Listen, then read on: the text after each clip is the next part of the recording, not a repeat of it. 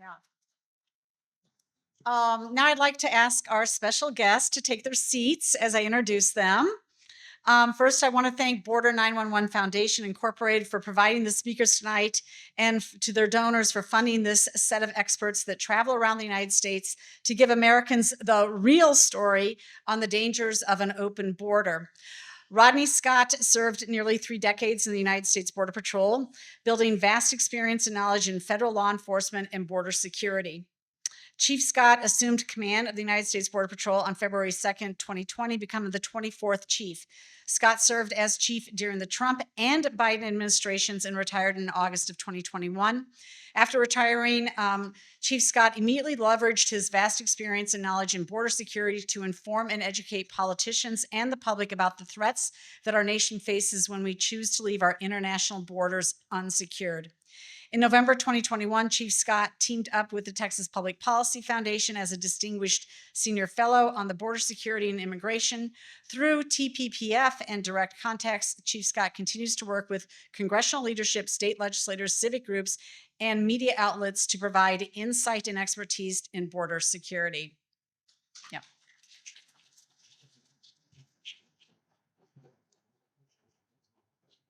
Sara Carter is the host of the Sara Carter Show podcast. She previously worked for Sinclair News Group, Los Angeles News Group, The Blaze, The Washington Times, and The Washington Examiner, and wrote numerous exclusives for USA Today, U.S. News and World Report, and A-Roots Shiva in Israel. Jonathan Greenberg, do you know them? I've got my local rabbi here. It's great. She's also a Fox News contributor with expertise in the Southwest border and foreign affairs. Throughout her career, Carter has reported on a range of stories, including national security, terrorism, and immigration. She also delivered frontline coverage in the wars in Afghanistan and Iraq. Her work along with the U.S.-Mexico border paved a new path in national security-related stories in the region. Additionally, her investigations uncovered secret tunnel systems, narcotics trafficking routes, and the involvement of Mexican federal officials in the drug trade. She's also spent nearly a decade covering the war in Afghanistan, Iraq, and Pakistan since 2008. She's the recipient of 2 National Headliner Awards. She was awarded the Society of Professional Journalists nationally recognized Sigma Delta Chi Award for her multiple part series in Nuevo Laredo, Mexico, that uncovered the brutality of the Gulf and the Sinaloa cartel wars along the border. Okay, now this is unbelievable to me because you just heard everything that she's been doing. In addition to her work for FNC, Carter writes for her eponymous website, saracarter.com. She's fluent in Spanish. Carter's mother is a Cuban immigrant, and her father was a Marine and veteran of 2 wars. She has 6 children.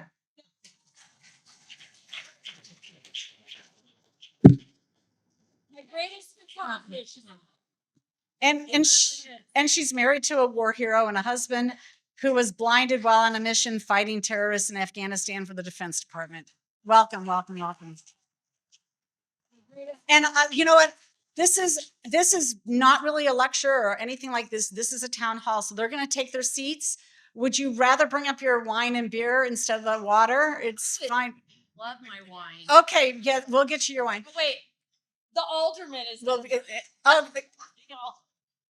Okay, and yeah, and then honestly, they're going to give you what she feels like, what they feel you need to know. What do we not know about the border that we really need to hear directly from them, because that's what they do. That's what they know about. That's what we're going to talk about. And then they love to do Q&A. So we're going to have plenty of time for Q&A tonight. And so I can't wait to hear from them. And I'm just going to exit the stage and eat my dinner. Thank you.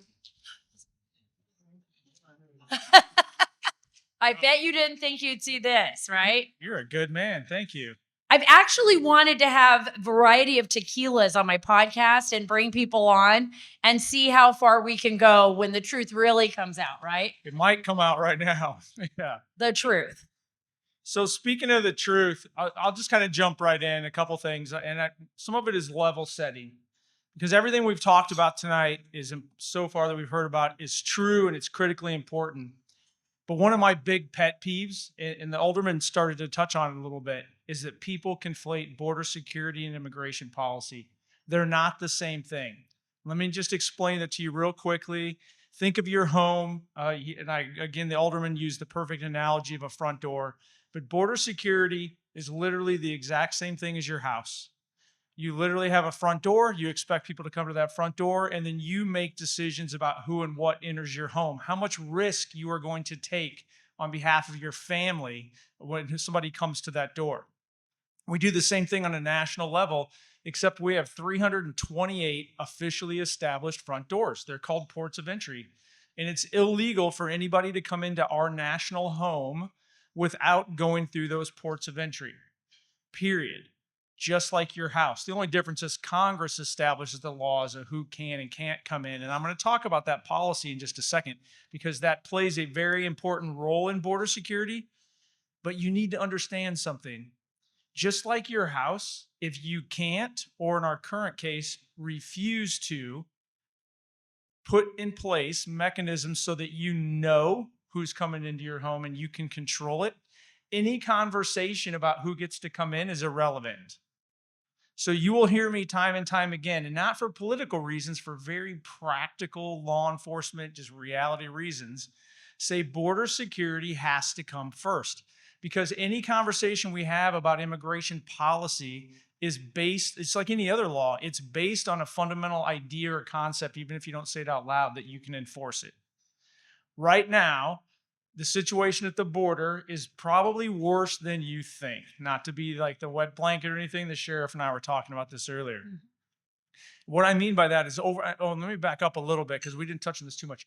I was a Border Patrol agent for 30 years. I get these speaking engagements and opportunities because I actually was the chief, but I think that's secondary. What I'm talking to you about today is literally my experience, 30 years on the border, patrolling the border, seeing how the cartels operate, seeing what different policies do to border security. The cartel is just like a giant, very sophisticated street gang. So what do gangs in Chicago do? What do even normal kids, if they're going to try to steal something out of a store, do? They basically create a distraction, and then whatever the real activity is runs off to the left or the right. That's what happens on the border. It's happened since the beginning of time. But literally since we're bipartisan, in the Clinton administration in late 1993 going into 94, President Clinton said enough is enough. We need to be able to control who and what is coming into our country because the cartels are starting to get control of the border. So we built a strategy to literally prevent crime by building border walls, building technology, hiring more agents, and patrolling the border. We created deterrence to prevent illegal entries. That sounds a lot like immigration, but what it really did was it took away the distraction from the cartels. Because the cartels use illegal aliens more than they actually make money off of them. They do make billions of dollars, but that's not the primary focus. The primary focus is they need human shields to be in the first wave so they can shape the border. They overwhelm law enforcement.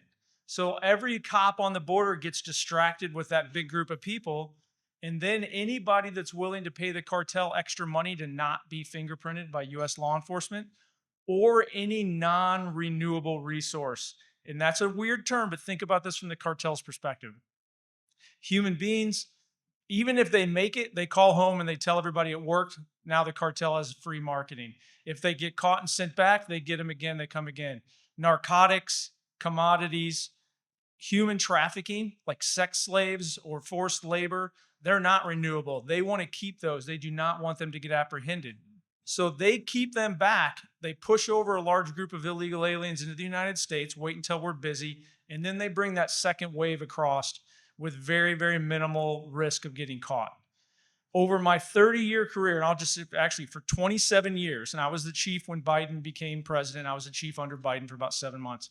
Until January 21st, 2021, this isn't political, it's just a fact, the border was getting more and more secure, both the northern, southern, and coastals, which meant we knew more about what was crossing, and we were getting more and more effective at not taking the bait by reducing the distractions, reducing the flow, and then being able to actually interdict the narcotics, the criminal aliens, everything else. I personally and my team briefed the oncoming administration on all of this. They obviously didn't listen. And then they reversed, not just like in media will say they reversed Trump policies and programs. That's not true. They reversed 27 years of bipartisan border security, a strategy that had been building out and evolving. For 27 years, it was getting better and better and better. They tore that all down, and then what happened? Well, what happened is the numbers just came out for fiscal year 24, and we're just under 3 million illegal encounters coming across the border.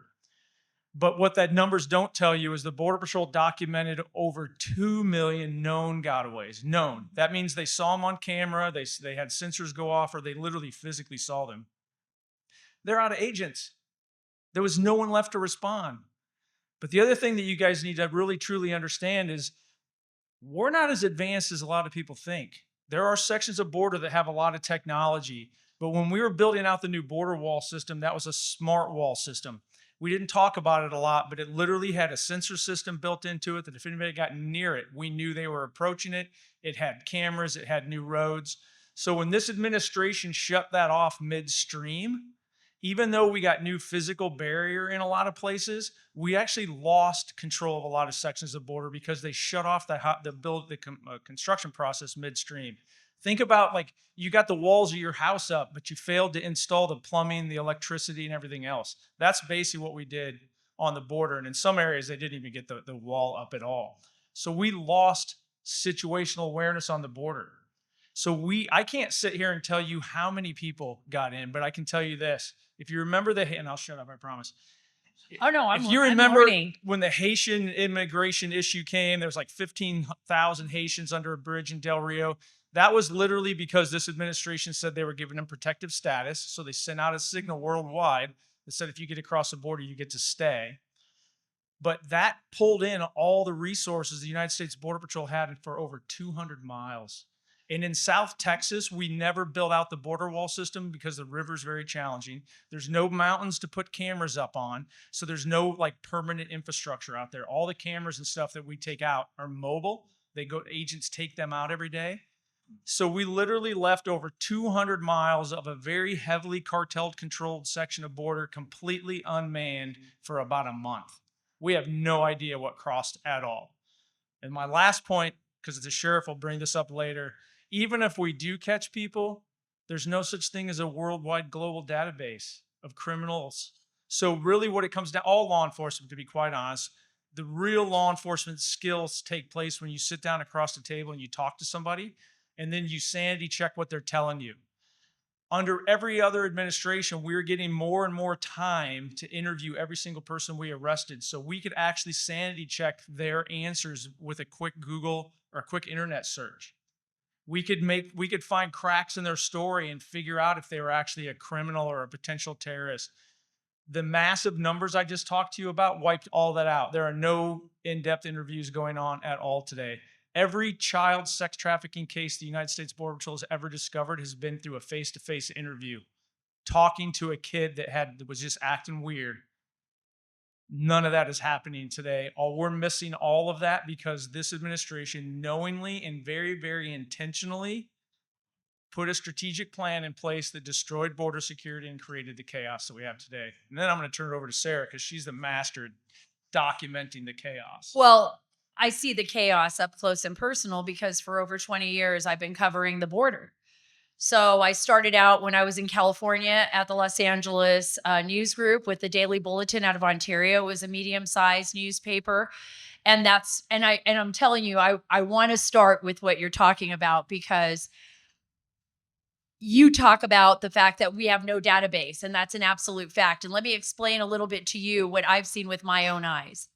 I'm going to take you with me to Afghanistan, where I spent a good majority of my career as well. I not only covered the cartels on the Mexican side of the border, but while I was covering those cartels, I came in contact with a lot of sourcing in U.S. intelligence and Western intelligence, foreign intelligence, that were saying to me, and this is 20 years ago, there is a nexus between the cartels and the terrorist organizations, and they are developing this nexus. And we have a potential for a very dangerous national security crisis in this nation if we do not heed this warning. And I guarantee you that there were people within the government that worked diligently to shut me up and try to take my stories away, try to dismiss them. play them off like, oh, this is alarmist. This would never happen.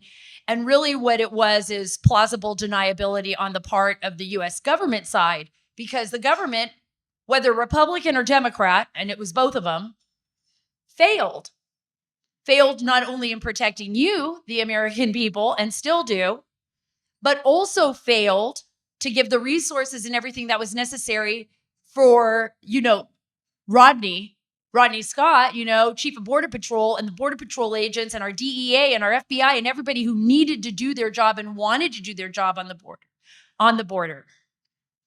I went to Afghanistan because I knew that was happening.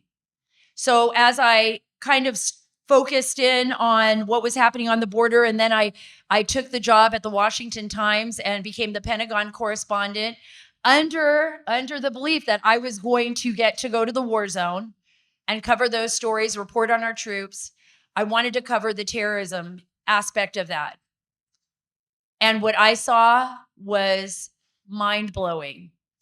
The fact that our government, and especially now, has allowed our border to be accessed by people that are not properly vetted. And I'm not talking about people that are coming here because they want a better life. They're trying to bring their families. They're escaping something that is horrific. They're trying to apply for some type of amnesty because they're political prisoners or they're facing some kind of detriment in their homeland. I'm talking about what Rodney just said, that our border has been left wide open to terrorists and terrorist organizations and adversaries, that the only thing they are thinking about is the destruction of the Western world and the end of the United States of America as we know it. That is all they are thinking about. I want to tell you a story that leads me right back to Chicago. There was a family here, and I don't know if any of you remember this, but they were arrested. It was a crime syndicate here in Chicago called Castorena-Leja. It was the Castorena-Leja family. I don't know if you remember them, but Immigration and Customs Enforcement targeted this family. They were prolific in making false documentation, false feeder documents, passports. They could do it so perfectly that they tricked most of our U.S. law enforcement and our TSAs. And so people could come into the country with false feeder documents, meaning that they could have electrical bill, a gas bill, a driver's license, a passport. They could change their name.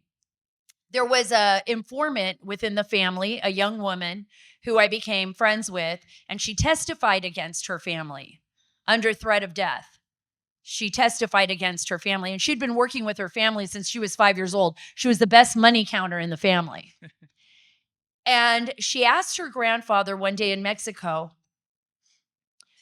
"Grandpa, why are you doing this? Like, do you realize that you could potentially be letting someone into the United States that could, like, bring in a bomb or, kill hundreds of thousands of people or target cities?" And she was just astonished. I mean, she testified about this conversation she had with her grandfather. And her grandfather said to her, "What do I care? I don't owe anything to the United States. That's not my problem. That's their problem if they're letting them in." When I cover the border from the ground up, I cover it on a number of levels as a journalist and as a human being and as a mother. I cover the humanitarian aspect. Those are the people that you see, the children, the undocumented children, unaccompanied minors. By the way, over 320 something thousand that we really cannot place. We don't know where our government has actually put them, or they haven't shown up to courts. Over 500,000 undocumented, unaccompanied minors that have come into our country, some of whom, and if it's only one of them that has been abused and raped and sold into slavery, then that's a problem. But believe me, it's a lot more than that. If you think for 1 minute that these crime syndicates that we are talking about, these massive organizations that operate, I mean, it's not even like a gang anymore. They operate like huge corporate. They are huge corporate. Yeah, they're megaliths, right? They operate that way. They operate like their own kingdom. They have so much money and so many resources that they out-resource our own law enforcement. They out-resource them communications, technology, weapons, semi-submersible submarines, aircraft, you name it, they have access to it. They're not just doing deals here in America, they're cutting deals in Africa. They're meeting people in Guinea-Bissau, in some of the most remote areas of Africa, and they're moving narcotics all the way up into Europe, and they are connecting, and they are working together, and guess what? Terrorist organizations are paying hefty sums of money to get people into this country, and we know it. And don't let the United States government tell you that that is not true, because it is. It is an absolute fact. And let me get back, and I'll give the floor back to you, Rodney. I was in El Salvador recently, a number of times, and then in Guatemala, and I'm working on tracing what's happening to some of these children. Like, where are these children? You know, why are we allowing children to come into our country and we can't even properly vet if those are their parents? We wouldn't do that with our own children, would we? I mean, right now in Chicago, if you got a report that a parent was letting their child be transported 3 different states over by some stranger that was dealing drugs and is possibly a pedophile, as a police officer, you'd probably be like, we got to send out an APB. We got a kid missing. The neighbors say this kid's missing. Well, what about all of these beautiful children who have no one to speak up for them? I mean, I'm about to cry because, I mean, this is serious. Like, what about all these beautiful kids born in Guatemala, in the mountains, in El Salvador, from Africa, from places in the world where they don't record their data, where their governments, where we have no databases. We can't even properly vet them. How am I going to vet someone from Syria? You think Bashar al-Assad is going to give me like a background case on, oh yeah, I got a guy from Syria here. He says he's so-and-so. And, you think the Syrian government's going to be like, yeah, let me get to it. Let me get you that information. They're not. Afghan government, the Taliban's not going to do it. How am I going to get information on a kid who's born in a mountain, who has no paperwork that they even exist, and is now being trafficked by the worst of humanity, by people that are literally have turned into monsters? There's nothing remotely salvageable about them. Believe me, I met them. I met them in the prisons in El Salvador. I talked to smugglers who told me, I can't live with myself anymore because I know that some of the kids that I moved across that border to Mexico never even made it to America, because not only were they abused and raped, but after they were done with them, some of those kids' organs were harvested.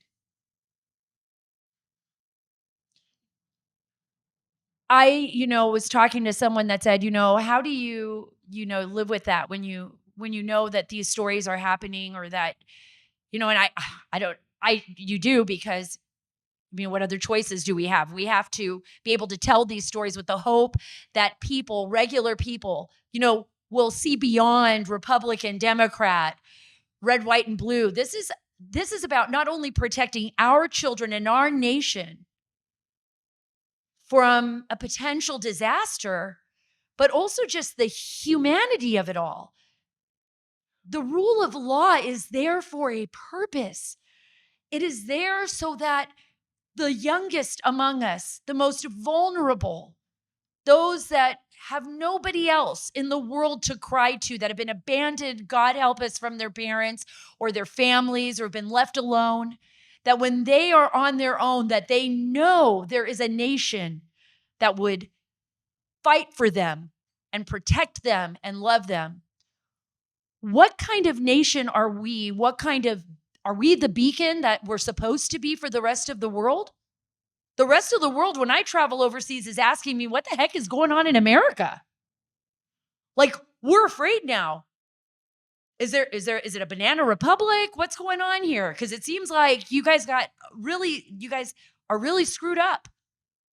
And I'm just being factual with you. That's what I'm hearing everywhere I go, whether it's in Central America, whether it's all the way in Hungary, whether it's in Japan, it doesn't matter where I go.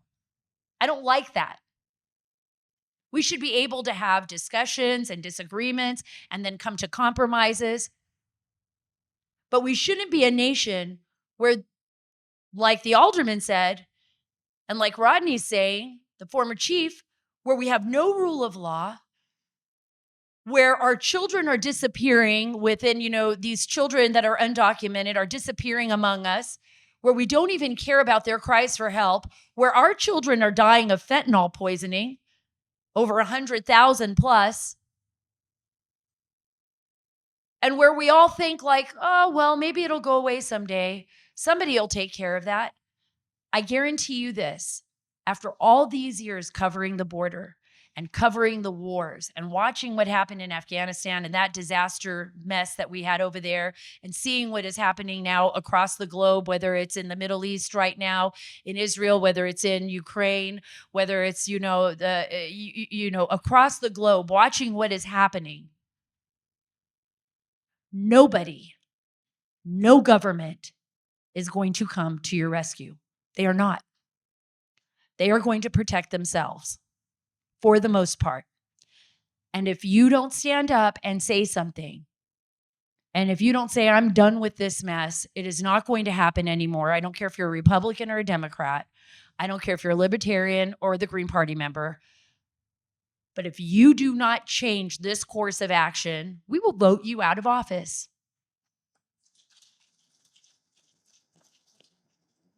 And we will put somebody in who will. I promise you, Rodney, I'm going to give it back. But I'm just so emotional right because this is so important. Because in the end, if something happens to us, if a bomb goes off in Chicago, if there's multiple attacks across this nation, in an instant, something happens. Life changes just like that. We all felt that, those of us who remember September 11th. We all know it can happen. The people that witnessed the Madrid train bombings or, the embassy bombings way back when in Kenya, or anything can happen. And our adversaries are not just, in the shadows. They're not just sleeper cells, but they're nation states that are watching us, like China and Russia and North Korea and Iran and others that are watching our every move and watching us be lackadaisical. Just remember that you really are the cavalry. Do not expect the cavalry to come to your rescue. You have to be it. Even if it's only just a little bit a day, just an hour a week, just taking the time to support, someone in local government who's doing the right job, or a neighbor who's part of a community that is helping churches or ministers or pastors, or talking to maybe some of these kids that are on the streets that are here from Venezuela and other parts of the world, in El Salvador and Guatemala, and saying, hey, are you okay? Where do you live? Why are you begging for money on the street? Like, what's going on? Do you have an adult with you? Can I help you?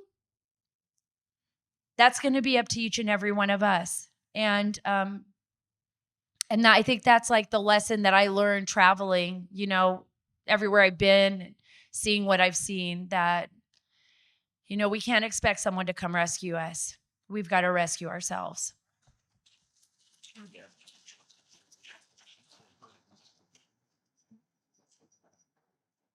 So I'm going to summarize a few of those things, but that's why we do this. So it's not just to talk to you guys. That's the catch. That's my ask.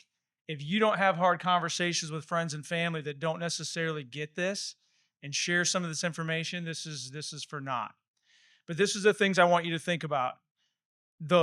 the open borders people, and even in my own church, there's this whole social justice movement, and they mean well, but they've hijacked your emotions.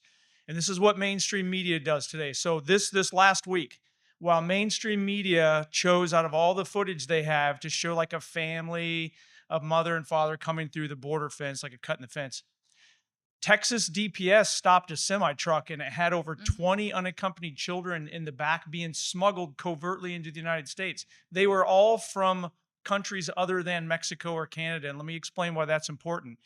If an unaccompanied minor crosses a border from Mexico or Canada, we can return them to those countries very, very quickly. But by law, if they're from any other country, they go to Health and Human Services and they get released into the United States. There's no reason at all to spend extra money to clandestinely smuggle unaccompanied children across the border. It's stupid. They were being trafficked. There's no other reason to have them hidden in the back of a semi truck with a bunch of other adults. And by the way, there was Iranians. There was like, I can't even tell you how many different countries. This is also the other lie. This is not about economic migrants coming up to work in America. Sure, they exist. Sure, that's part of what this issue is. But that's not the real issue. The real issue is this. There's nothing good about chaos. There's nothing good about chaotic illegal immigration. We talked a little bit about this, but illegal immigration completely devastates our legal immigration processes. It prevents us from getting the person that actually needs help to the front of the line. But Sara touched on a couple of other things I'll touch on real quick, and then I really want to get to your questions. I got pulled out of border. I was still a Border Patrol agent, but I got pulled out of Border Patrol after 9/11, and I got assigned to work on anti-terrorism issues for 5 years, and it really opened my eyes to other threats because I always thought the border, even as a young agent, was Western Hemisphere migration and narcotics. And I got exposed to this whole other threat. And terrorism is alive and well. It's real. It's a real threat. Under the entire Trump administration, we only caught 16 people crossing the border that were on the National Terrorist Watch List. Under the Biden administration, it's been over 350 that we actually caught that weren't smart enough to be in the second wave that all got away, right? But here's something else I want you to think about. It's not just bomb throwers. And you can think we're making up all these different stories or whatever, but I want you to think about how many layers there are here that all get fixed immediately if you literally just secure the border. Because I believe this next one is the worst. Over 78,000 Chinese have poured into this country just this fiscal year. You don't leave China. Oh, by the way, over 68,000 of those are single adults, primarily single adult fighting age males. You don't leave China in those massive numbers unless the Chinese government is controlling it. Now I'm going to give you my speculation based on my experience, both on the terrorism side and everything else. I don't think they're coming here to shoot you. I don't think they're coming here to throw a bomb. I think we have such good intelligence agencies when they sit in China in these little internet cafes and they try to make us fight with each other on Twitter or Instagram or whatever by just literally just inciting hate and anger constantly. We can intercept that signal and we can do something about it. But when they're in Chicago now at a little internet cafe, because we're a free and open society, you can't tell the difference between them and your neighbor. They're not sitting in the shadows watching. They are actively participating in this game, and they have written strategies that they want to wipe America off the face of the planet. They want to be the leading power in the world. Iran is the same. Iranians are pouring across the border at record numbers. Russia. This is not a Western Hemisphere issue. U.S. Border Patrol has caught people from over 160 different nations every single year during the Biden administration pouring across that border, and they outnumber what the open borders people would tell you, oh, it's people from Mexico. It is not. Mexico's birth rate dropped dramatically. Illegal immigration from Mexico has dropped dramatically. There's a lot of jobs down in Mexico. The last thing I do want to touch on, I almost forgot, I apologize. Please do some research. The cartels, the Mexican drug cartels, are terrorist organizations now, some of them, because they're literally manipulating the elections. They are killing opposition people running for election in Mexico at a level we have never seen before so that they can make sure that they have a government in place that allows their business enterprises to continue. This is a national security threat. This is a public safety threat, and this is a threat to your specific security where you live. Because guess what?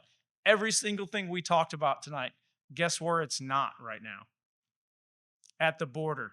That is a transit area.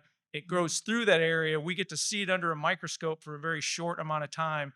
And then it goes to every suburb in Chicago. It always has. It goes to Kankakee. It goes to Springfield. It goes to Peoria. It goes to Fort Wayne. Dayton, Ohio. It goes to Dayton. The entire country. The border is like your home. The border, we are supposed to be making decisions about who and what enters the country so that you can send your kids out to play and go to school safely and know they're going to get an education and the teacher's not trying to teach in 5 different languages that they don't speak. With that, I want to turn it over to, I don't know how the mic is going to go around, but really, we really mostly like answering your guys' questions, but you can see you kind of got us fired up tonight. So Yeah, you should. because By the way, it's important. Well, on that point, because you're absolutely right about what's happening in Mexico and the horrors that, the Mexican people themselves are witnessing, right? I mean, that was one of the stories nearly 20 years ago that I wrote was Here We Are Prisoners. And it was a family in Mexico that lived in Nuevo Laredo that said to me, here I'm a prisoner. I can't walk 2 blocks down the street without the fear that I'm going to get caught in the crossfire. But think about the money. You were talking about, being able to bribe and to utilize that money in Mexico. Well, that money is being brought here to the United States. How much money would it take to pay off a prosecutor, a cop, somebody working at the border? I mean, it's not just Mexico where we're seeing that. That money is being utilized on both sides of the border, and we're seeing that kind of corruption happen here as well.